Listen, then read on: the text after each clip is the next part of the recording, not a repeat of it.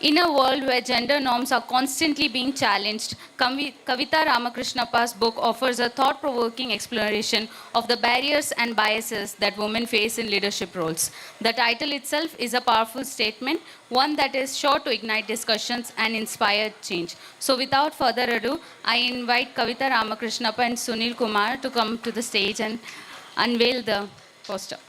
Okay.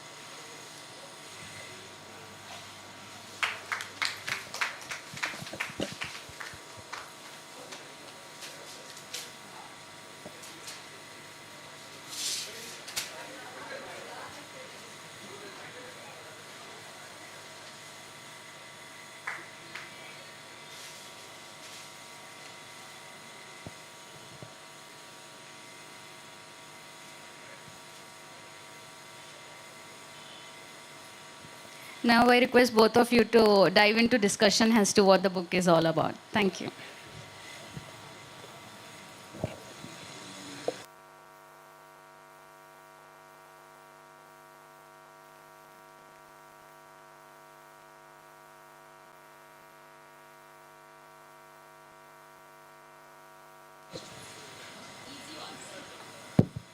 Yep.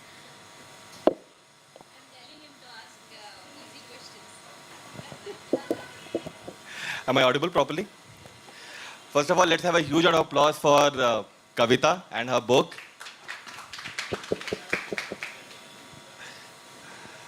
And with great pleasure and gratitude, I would like to say it's very difficult, even in 2024, that we are talking about equality, leadership roles, and the women role in the whole society regarding the equality and how the empowerment needs to be done, right? And I had the privilege of reading the book beforehand. So I have few questions, and let me first start. Kavita, I loved the preface of the book. I am very, I mean, preface is like a keyhole to a beautiful house, and you can just deep dive, peep into it, and understand what kind of book you're going to read coming forward, right? So, in the preface, you have mentioned that the spark for this book was ignited in the corporate boardrooms, where you saw that capable women were doubting their places in leadership roles. So, could you share a more specific moment that made you realize that you had to write this book? Okay, first of all, thank you so much. And I am just so overwhelming to talk about my book itself. This is my first book, Leadership Roles Are Not for Women. Um, so I started with the title and then started writing a book. So it's been 8 months, and I always tell this is the second delivery, first being my son, okay, who was like 9 months, and now this is the second one, which came out to the world at 8 months, right? So a book for mind-vote leaders is what I've mentioned. It's not gender biased, basically. It's not just for women. It's basically for anybody who's into the decision making. Yeah, because leadership roles are decided out there, Yep. right? So you talked about the specific, preface, which really, made you came up with this question, Yep. basically. So can you repeat the question? So in the preface, you have mentioned that the very idea or the spark of this book, right, came from the corporate boardroom where you have seen that women were doubting their places in leadership roles. So do you have some specific moment from your past where you have seen this uh, happening? Yeah, definitely. Because women usually, what we do is whenever we are in the conference rooms, we don't just speak out. Why? Because we fear being judged. We fear being, um, you know, labeled as aggressive. We are feared being labeled with different names, like bossy, I've heard that enough actually. So when a man does the same thing, or he raises his voice, or he talks about it, it is assertive. But when women talk about it, they say it's aggressive, right? So that's been the norms, and people have accepted it over the period of time. So that ignited, to be honest. Brilliant, brilliant. I think, see, these labels, these societies, over time, um, normally, right, what we try to do is try to remove the as many labels as possible from us, right, and find our place in the society. And I think that this book was able to do it in some form. While reading the book, I understood a lot of things. There are a lot of quotable lines in the book. First of all, congratulations for that. I really loved that part. If you would have seen my book, I would have highlighted everything going forward. In the first chapter, you describe that the situation where a male colleague was allowed to bypass your authority, right? And it was mentioned that if that teammate comes under you, he or she will not be properly working properly, right? So how does it happen? And what are the different scenarios in a similar way? How do somebody bypass authority for women specifically? This being one of the incidents which has happened to you. Any other such incident which has happened where somebody tried to bypass the authority of a women leader in specific? Yeah, definitely, because I feel that's the norm. They've accepted it for some reasons. And what I believe is the senior leadership shouldn't allow this to happen. It shouldn't be a gender bias, basically. That is something I'm stressing over on this book. Yeah. Irrespective of whether you are a woman or a man, if at all, if the team or the person is working in your team, he should be reporting to you. He should be, he shouldn't be allowed to bypass. Correct. Right? Correct. Yeah. Yeah. So, in general, when you see this happening in the specifically in the corporate, I mean, in 2024 also we are still talking about it because it's still happening, right? People have evolved over time, but do you still see that inherently we have this thing in our minds that okay, if there's a women leader, will not be that assertive, that authoritative? Is it inherent, or people are, I mean, they just go on, right? Even in these times where people are still talking about it a lot and it's still gaining pace. Do you still think it's inherent, or people are just trying to, on their own, they do it? I think it is basically the traditional approach, and I also feel there's no acceptance. Say for example, there is a woman. I'm talking about something, and people just don't want to listen because I'm a woman. Yeah. If I raise my voice, I've been tagged. I've been saying okay, she's very bossy and things like that. They try to bring you down, but you need to stand your foot. Yeah, that's the message I've tried to give in, because everybody will definitely try to pull down, when you're trying to climb up the ladder. Yeah. Right. So in one of the chapters, you discuss about the importance of recognizing and embracing your own uniqueness as a leader, right? So do you have, when you talk about uniqueness, what is that unique quality do you feel you have, which is helping you out in your leadership role and leadership journey? And how did you identify it? That's a very thought-provoking question, right? So basically, the self-awareness. I would say self-awareness is the key. So when you have that self-awareness, it's like that's one of the unique qualities. Yeah? Not everyone would have self-awareness. Everybody would be thinking, okay, what about that guy passing by? He might make a comment on me.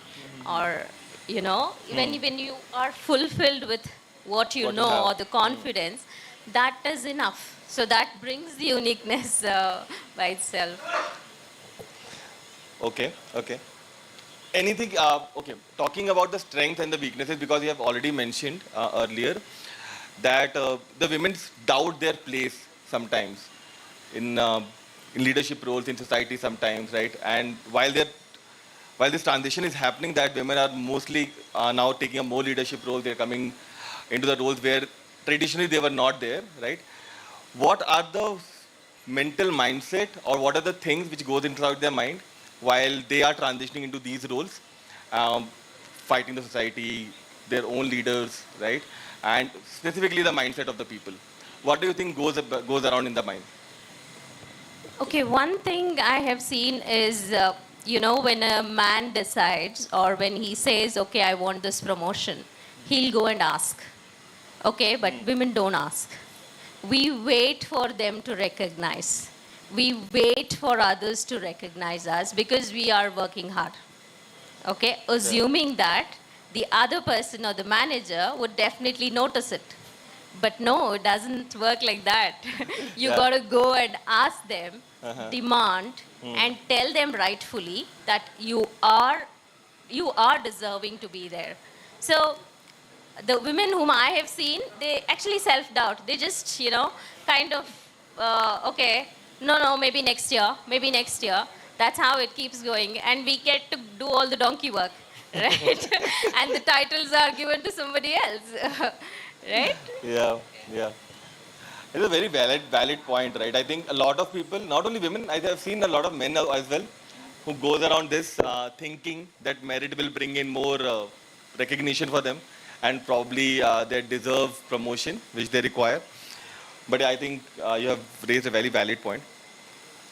You also emphasize a lot on the need of inclusivity into the workplace, where everybody feels very conducive, friendly, and a place where they can grow, basically. Not only leadership role, in general as an individual, right? So can you discuss a time where you, as a leader yourself, you stood your place to promote inclusivity and that create that kind of culture in your own organization, or let's say in your own. Sure. I think it's the open communication. Open communication is the key. Whenever you're managing a team, whenever you're talking to people, the open communication helps set right expectations. As a leader, you need to ensure that you communicate well and clear. Also, there's no room for assumptions, which is very important. And having that open communication itself sets the ground. So I believe, and I have done this all these years, 23 years, some people are not very receiving, but that's okay, that's their problem. I mean, they need to come out of it and, start accepting things. And the more clarity you have as a leader, and the more clear instructions or clarity or the expectations you set, it becomes easy. Life becomes very easy. Yeah. And I recently transitioned into a role of manager, and I'm still figuring out how should I go ahead. I've tried this. I've tried this where I try making my teammates, my peers, and my colleagues more friendly. Let's say in a place where they could probably reach out to me at any point of time and say anything, right? Even a feedback. I'm open to it as well. I'm trying it. A lot of time I'm also not able to take it, but yes, trying to be more conducive, right? Talking about managers, there is one quote in the book which I liked, which where you mentioned that many think all managers are leaders, but all the leaders do not have a title. And I completely agree. All the managers are not leaders, right? And I think a lot of leaders do not even need a title to go ahead with, correct? They can be a simple team member and they can still show that kind of qualities. So, from your own life, have you seen somebody like that? Not in a leadership position, but still doing something what a leader should have done. Probably having a vision or having that clarity in mind to take the team forward, or just as an individual take the responsibility and accountability of the work they are doing. Have you seen someone in their life whom you are more inspired from? Yeah, definitely, because that's where I had been inspired once upon a time. This guy had no title, absolutely. He was not a manager by title, but he was actually going ahead and taking all the initiatives, trying to lead the team. And he didn't care about the title itself. That inspired me. And I asked him, why are you doing this? He said, why shouldn't I be doing it? That was a moment for me. And this was very early, like about 20 years back. And Okay. from there, I have not turned back and look back actually. irrespective of whether I have a title or not, I've been done that job. And after 2-3 years or doing it continuously, you get the title. For sure, you get the title, Yeah, but yeah, it yeah. takes time. Yep, yep. I think at any organization it is somehow time dependent, right? Proportional. If you spend so many years in an organization, probably you will get a title, let's say a manager or a VP at certain point of time.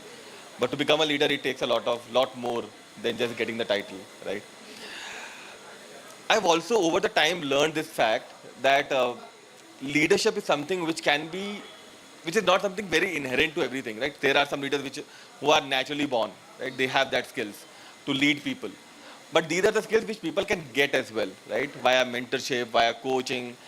A lot of managers, they go ahead and coach their own team members and peers so that while they become the managers later on, they can probably be a good one, right? Just not with the title.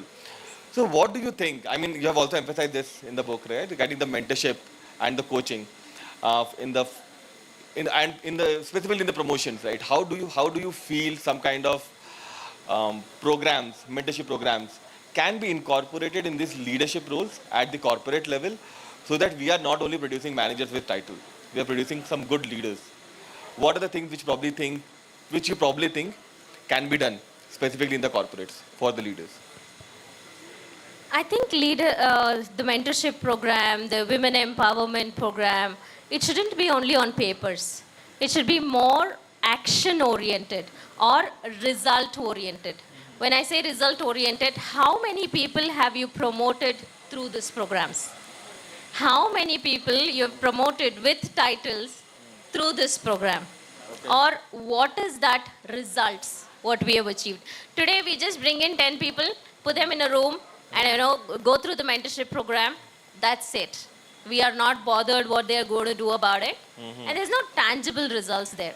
So leadership team or the senior leadership team should actually look at things where there is a tangible results, and also why they have started these programs in the first place. It shouldn't be just the motion, just to click, do the check in the box. That shouldn't be the efforts which has been actually. So I say lead with the heart, yeah, and work with the mind.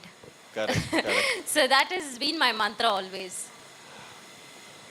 So at an organizational level where, let's say, thousands and millions of people are working in same organization, do you see any, practical mentorship program that can be implemented, which is just not a PPT, let's say a workshop? And what do you think should be the frequency of these programs going forward for a specific person? Let's say if I am going to become a manager in coming future, right? And they put me into a program. If I go for a session once and then come back, right? I can't expect myself to become a good leader, a good manager. So what do you think should be a good frequency where these programs should be done for a specific team member? And when you talk about result orientation, how these results can be ranked, or let's say on the pointer based, quantitized at the end of the day? See, I always say the mentors pick the mentees. It shouldn't be the other way around. Correct. Yeah? Yeah. So I see potential, okay? I pick up my mentee, and there won't be qualified or check in the box or, rate them 1 to 10. No, there's nothing, because mentorship is a lifelong. Agreed. It shouldn't be 10 weeks, 12 weeks. It's the skill for life we are learning, right? So I have my mentor, whom I am in touch with for 20 years now. Okay, so it's basically not just a program which ends in a specific duration, is what I'm trying to emphasize here. Because today we are running programs, okay, that would be more of a communication skills. Correct. That could be more of, confidence building skills. Okay, how are you going to lead? Because in your team, you would have 20 people with 20 mindsets. Yeah? Agreed. One size doesn't fit everyone. So you need to learn how to tackle each of them. Yep. And again, with empathy. And also having the boundaries defined is very important. Agreed. I completely agree with this, that leadership, these skills are basically a lifelong journey. Nobody becomes a good leader in just one day or let's say 1 year or 2 years, right? You have to keep on learning every now and then, so that you at least become a better version of a leader at the end of the day, right? I probably think this book is trying to say and discuss the same. I want to quote this. My CEO actually quoted this very recently. He said, as a leader, okay, some problems you need to survive, not solve. Yeah? So that has stuck with me for a long time now. We survive. We just find ways to survive. Correct. We don't solve it. Right? So that was a really enlightening moment for me. I pinged him. I immediately pinged him, you know. It's like I can go to anybody, CEO, his father. I mean, I just don't mind pinging anyone and say, oh, this actually stuck. And, you know, tell me more about it. He was so happy. He was so happy that somebody, you know, calling it out, it just ignited. Out of 500, 800 employees, one person pinging him and asking him about this question. Imagine. And he was so happy. He was like, yeah, he could explain me more. Because that is how he, with his 33 years of experience, you know, that's the wisdom he's talking with, right? Yeah. A similar line, there was a quote, right? You need to choose your battles, right? Which one to fight and which one to just ignore. Talking about conflict, right? In the book, there's a very specific notion you argue about. It's an outdated notion, but you still argue about that. Women against women, and you advocate more for collaboration. You mention in the book that most of the time it's women who are bringing other women down, and they should probably, instead of being more into the competition, they should probably collaborate more so that they can bring out the best in the other one, right? So, have you seen any kind of shift in this mindset over the last 20 years of your own corporate leadership journey? That now women are more collaborating with each other rather than competing with each other and bringing each other down? Or they're still the same and you want to see a drastic change over time in the forthcoming future? Okay, that's an amazing question, actually. Women against women. How many of us have, how many of us that seed has been put in even before we started thinking? Yeah, right? So even right from the household, right from the moment we are born, okay, women doesn't like another woman. They can't stay in the same house. You know, the Kannada ಏನೋ ಹೇಳ್ತಾರೆ, ಎರಡು ಜಡೆ ಒಂದ್ ಕಡೆ meet ಆದ್ರೆ ಪ್ರಳಯ ಆಗತ್ತೆ ಅಂತ. So that is not true. That's a seed that has put into our minds even before we started thinking. Because I'll tell you, apologies for all the men out here. ಇದು actually ಏನಕ್ಕೆ ಆಗಿದೆ ಅಂದ್ರೆ, men believed that if we unite, ಅವ್ರಿಗೆ ತೊಂದರೆ ಆಗತ್ತೆ ಅಂತ. So the moment we unite, okay, they would feel the threat. So they started telling women against women. Okay, because women never used to go to work in the olden days. They used to sit at home, cook for these guys, right? So, okay, henge ivrna unite agi idbardu. Yeah? So, for all my Kannada audience here, this is what I would like to say. Idu bija bittirodu. Nammalli illa idu. It is like women doesn't support another woman. No, there's nothing like that. That's very, very outdated. Yeah? Agreed. And please, as a woman, please support another woman. And also support men. Because they deserve it as well. You know, equal opportunities is what I'm talking here. Correct. It is not just that, you know, women, we are superpower, or, you know, man doesn't have that superpower. It's not that. It's just the equal opportunities we need to create, irrespective of the gender. Agreed, completely agreed. Funny thing, which when we're talking about the notion where the men had planted this seed, I just completely went into the mind and thought, men, great idea, they became Britishers, something like that, and divide and rule. Nevertheless, you mentioned about, in the book, you discuss about failures being the stepping stone for success, right? And I think this is very true for everybody, not specifically for any specific individual. For everybody, failures are those small places from where you start stepping up, and you at least learn what exactly not to do, and then you start doing everything correct, right? Do you have anything in general or in specific for you as a personal failure which you have faced in the past, where you felt that okay, this is it, and if I'm able to overcome this, probably I'll be a better person or a better leader at the end of the day. Did you face any failure in your own corporate journey in the last 20 years? That's a very tricky question. I have to go back to my, 20 years. Of course, there were challenges. I would not say it's a failure. I would say it was a learning opportunity. Yeah, first thing first, when I have mentioned about the guy who didn't wanted to report to me directly, so I didn't at that point of time, definitely it hurt me. I'm not going to say, I'm not going to lie, saying, okay, it didn't hurt me, I'm a superpower, I have superpowers and all. No. Basically, it did hurt me. Then I started thinking, what made him think that? When you empathize a person, what made him feel that he shouldn't be reporting to me? Right? Agreed. So maybe we joined together and I got the promotion. He didn't get the promotion, right? So because he didn't, maybe he was not demonstrating those skills. Correct. And maybe he was a bit hurt as well. So over a period of time, I tried to sort that things with him. And he was so happy. Even today, he's in touch with me. He takes my mentoring. He takes my suggestions and advice. And that was a win for me, right? If at all, if I had stopped talking to him, I would not had that opportunity to mentor him or to groom him, to make him like, the mindset shift. It's like, you would not be less if you report to a woman. Your mother is also a woman.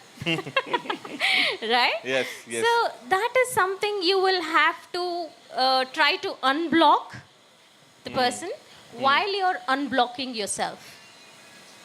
Okay, yes, Yeah. got it. That Got thought process helped me.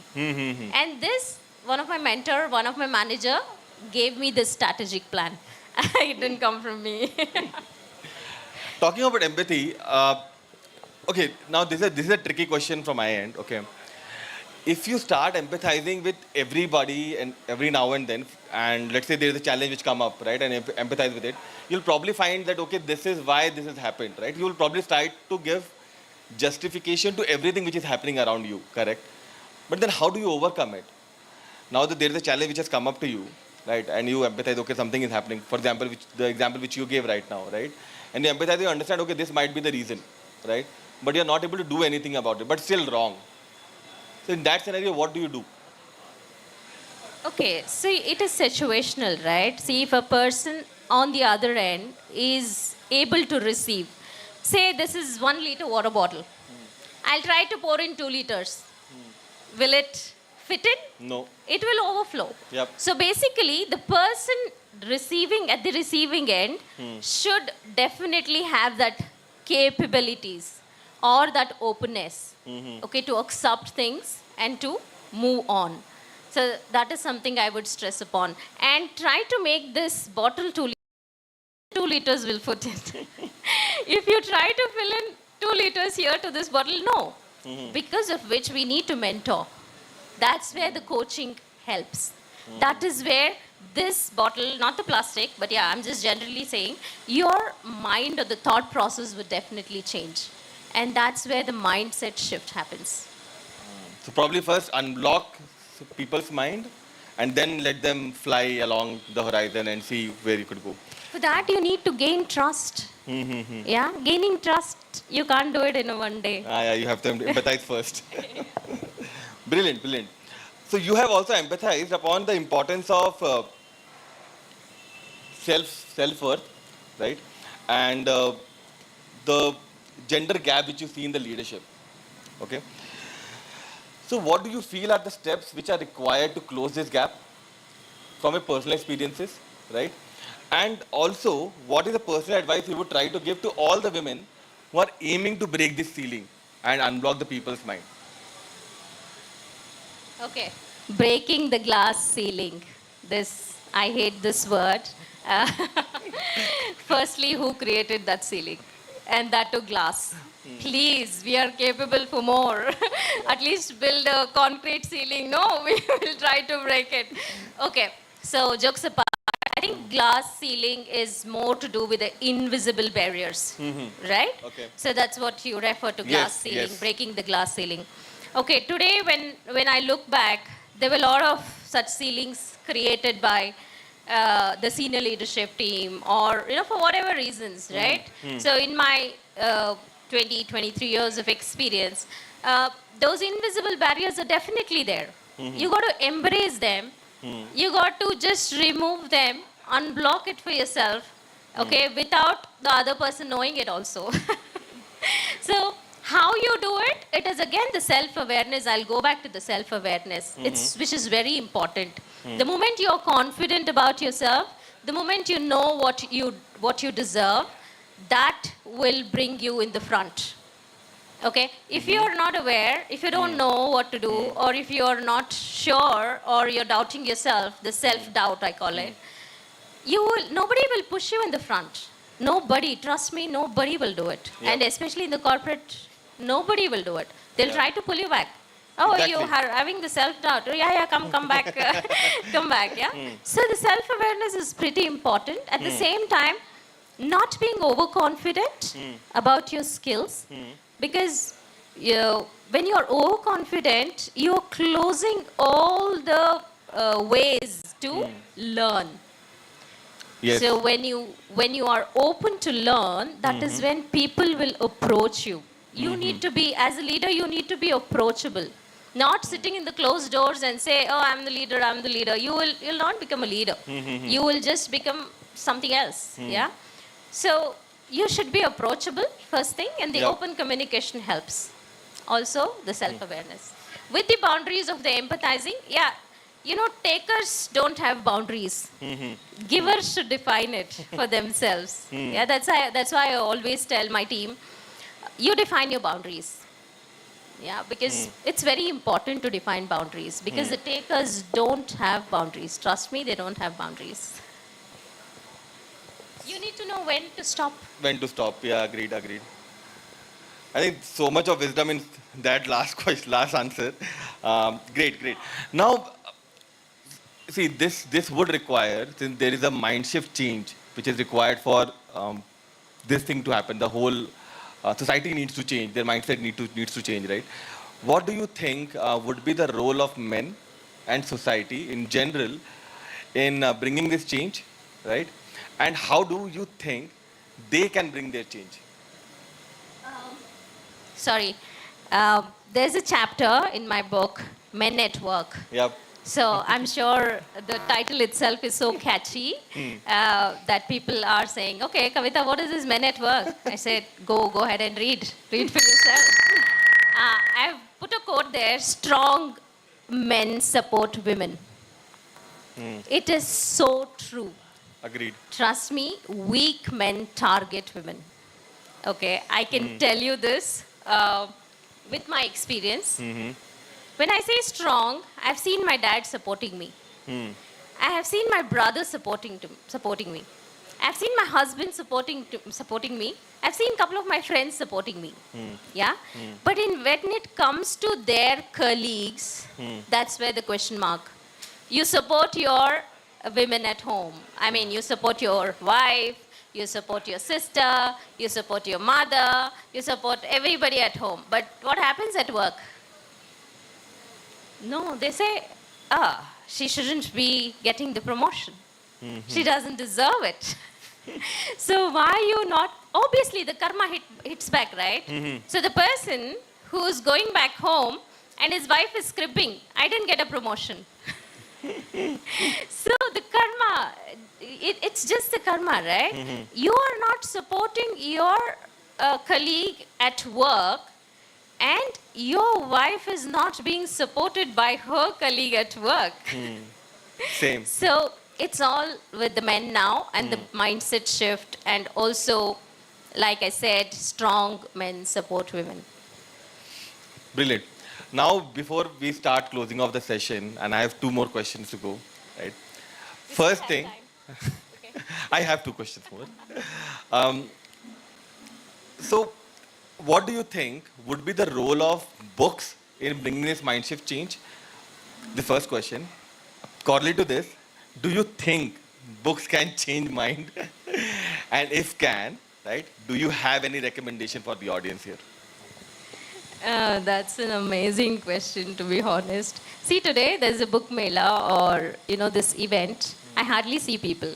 When I go to the mall, we see so many people out there. Yep. And just imagine you're holding a book and walking around. What would be the impression of a guy who's holding the book and walking around and looking at the book every now and then? What would be your impression about the person who is walking with the book? I'm just asking any audience. What would be your reaction when somebody holds a book? Not necessarily this book, some other book. And what would be your thought about that guy? Introvert, nerd. Yeah? Introvert. He's very introvert, nerd, underconfident probably. Really? No. Okay. Sometimes. What do you think, Dara? Wow, okay. Yeah. Wonderful. What about you, Obi?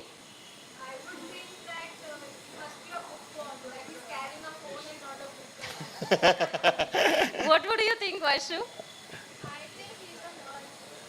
Okay. What do you think, ma'am? Ma'am? Manjula, ma'am? Okay. So I see from a different point, okay? He might be intelligent. Yeah. He might not like to gossip around. Or, sorry, yes, sir.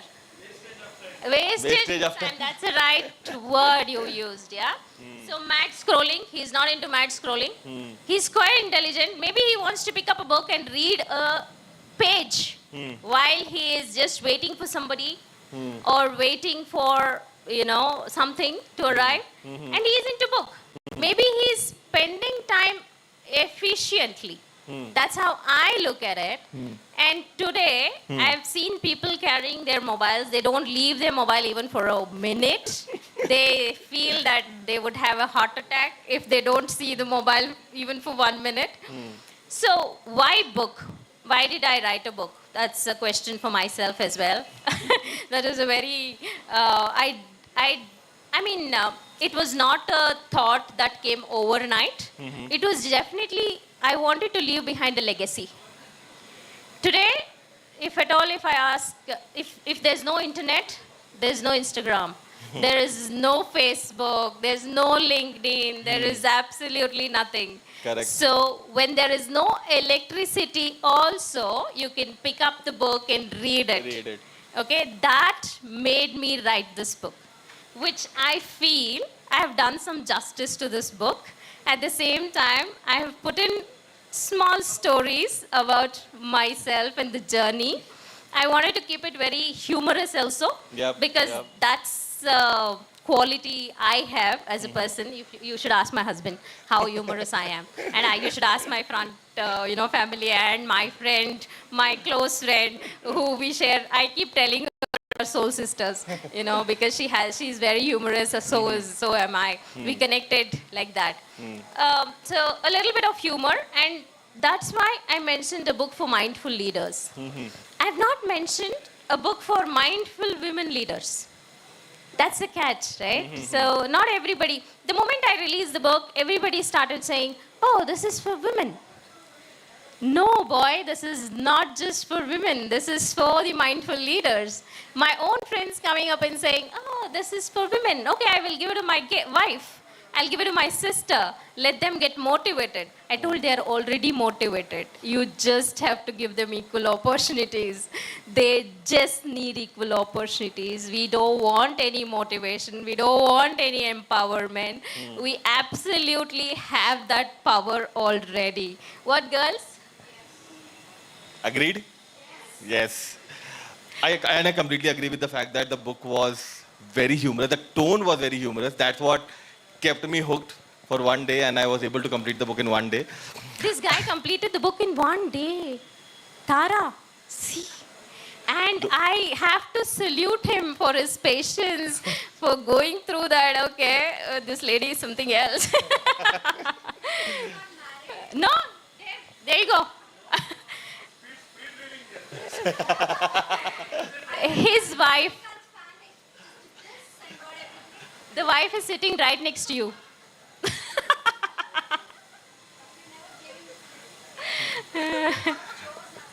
No, we'll talk about the chores later on. Some other session. When I write a book. Okay, my final question to you. Okay. Yeah. If there's one key message which you would like to give to everybody, not only women, to the society in general, what will you say them? I think the last line in the book, don't wait for someone to lead, you take the lead. That is something which I want to give the message because my parents told me, and she made sure that I lead. She's given me that power. She has given me that kick, saying, okay, you gotta lead. You're born for that, kind of. But jokes apart, I think leadership is not everybody's cup of tea. Okay, I'm telling you why. Because there are some people who get burnt out. Agreed. They go behind the titles. They go behind the roles. They want manager roles. They want, I've seen a couple of them who run behind the roles, but they are not able to do justice to that role. If you are not a natural giver, or if you are not able to motivate your team, inspire your team, that's not for you. Okay, please accept yourself. Please accept, just because it's a rat race or somebody is chasing that role doesn't mean that it is for you. Yeah? So why I'm saying this is, there are people who have been burnt out, after getting that role. They prove themselves, they get into the role, but they're just not happy inside. Not able to take the pressure. Yes, they're not able to take the pressure. At the same time, they feel, okay, I'm not fit for this role over a period of time. And they're not giving justice to the role as well as to the people in their team. You need to be like a guiding light. Yeah. That is the role of a leader. And I would say not all managers are leaders, because in this corporate world, everybody are like, okay, he's my friend. He comes with me for a drink. Let me promote him. And the women don't go for drink. We have chores at home. We'll have to go attend that. So we don't get promotions. Yeah, that's a different story. So it's basically that way. And when the man comes back home, his food is on the table because his wife has come back early, cooked for him. And he need not have to cook for his wife. I mean, nobody asks. Yeah. So why I'm saying this is, I wrote a post yesterday also on LinkedIn. Leadership is not for everyone. So stop chasing that. If you feel you're a natural giver, the selflessness, that's when you have to chase for the role.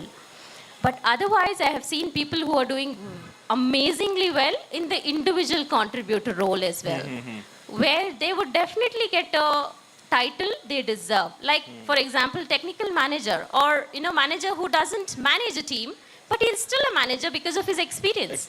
Yeah, that's how you negotiate the roles in your organization, right? I don't want to lead a team, but I want a promotion, right? So that's okay. If you have clarity in that thought, you would definitely ask for what you want. Today you go to a canteen, if there is dosa, you won't pick up dosa if you don't have intention to eat dosa. You would go for rice. Yep. Yeah, that way you will have to be very clear on what you ask for, right? So don't burn out yourself just because somebody, your friend is a leader, or your colleague has been in a leadership role. It's not necessary that you have to be in the leadership role. You can still grow, you can still contribute, you can still make a difference. Even a drop in the ocean is very important. Brilliant, brilliant message. I was reading this article way back, I think 2-3 years back, and it was about that not everybody needs to be extraordinary. Not everybody needs to be the top of the class, because there would be only few people. It's not a shame to be an average person. Right?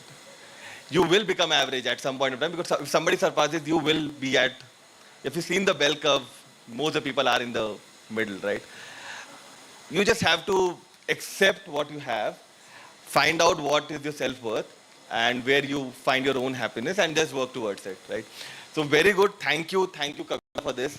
And if you are a seasoned speaker, a seasoned leader, a very old leader, somebody who was beginning out on the journey of leadership, somebody who wants to understand what leadership means, right? I would highly recommend this book. Not a huge book that will give you a lot of gyan, but something which you can take it back, some practical solutions, right? And also, for all the women, I think please go ahead. And I would also ask all the men, start supporting your colleagues, your women around you, right? And let them go ahead, let them take that stride, right? I have seen women around me who are more intelligent than me, and I feel that if they can go ahead, it's better. I'll probably not be good at doing that job, probably. So they should probably go ahead and do that job. So yes, do give it a read. I think it's available everywhere, right? It's Amazon, Flipkart, everywhere it's available. Please go ahead and give it a read. And thank you, Kavita, for talking to me. Thank you. Wonderful question, Sunil. I should mention about Sunil. Sunil is an amazing speaker on Toastmasters, and I am meeting him for the first time. Also, I approached Abhishekta to be a speaker, and she pitched in her husband. So that's how it happened. I was like, yeah, okay, she's plunged into the action, you know. This is something which I loved about Abhishekta. She just doesn't allow the opportunity to pass on. She's just there, grabs it, and makes it happen.